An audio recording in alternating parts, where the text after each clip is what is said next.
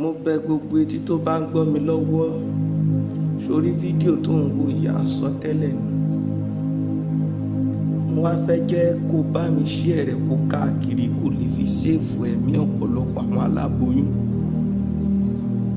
Ìran ńlá yìí, ìran yìí fún gbogbo àwọn aláboyún tí wọ́n diwọ́ disẹ̀ sínú lọ́wọ́ báyìí. Eléyìí ò ń ṣe pé àwọn wòlíì tuntun dé, àwọn ni wọ́n máa rí gbogbo ẹ̀. Bíbélì rèé o, bíbélì rèé. Kó tó mọ ohun tí wàá sọ, farabalẹ̀ kó rò ó dáadáa kó tó sọ ọ́. Nítorí pé Ọlọ́run ni ẹlẹ́rìí mi. Ẹni tó bá jẹ́ ní ẹ̀mí ní tòótọ́, ẹ jẹ́ a jọ gbé wò nínú ẹ̀mí.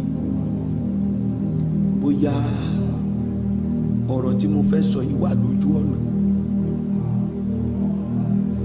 Olúwa ń sọ fún mi wípé àwọn aláboyún, Olúwa ní ẹ gbàdúrà dáadáa o.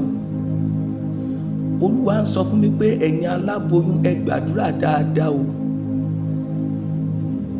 Mo rí wípé inú oṣù kẹwàá ìwọnú oṣù kejìlá, gbogbo àwọn aláboyún tí wọ́n diwọ́ disẹ̀ sínú tí wọ́n máa bí nínú oṣù kẹwàá yìí tàbí oṣù kọkànlá tàbí oṣù kejìlá, Olúwa ń sọ fún mi wípé ẹ jẹ́ kí wọ́n ní omi bọ́kẹ́ẹ̀tì kan pẹ̀lú ìmọ́lẹ̀ ẹyọ kan ní ọwọ́. Olúwa wá tàn sí ìdí bọ́kẹ́ẹ̀tì omi yìí.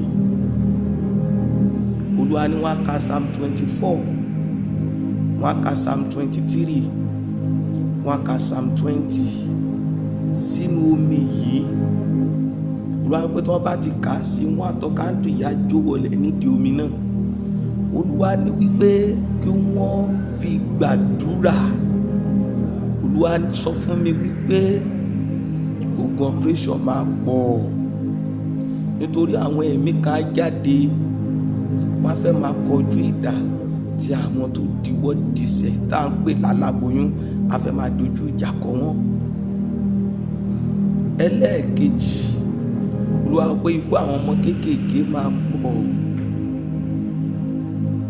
Ẹlẹ́ẹ̀kẹta, Olúwa sọ pé àwọn ẹ̀mí kan wà níta lọ́wọ́lọ́wọ́ tó lè máa mú kí àwọn aláboyún máa dédé máa ṣàìsàn, tí wọ́n lè máa ná owó lé wọn lórí kọ́dẹ̀ má rí ìdí rẹ̀.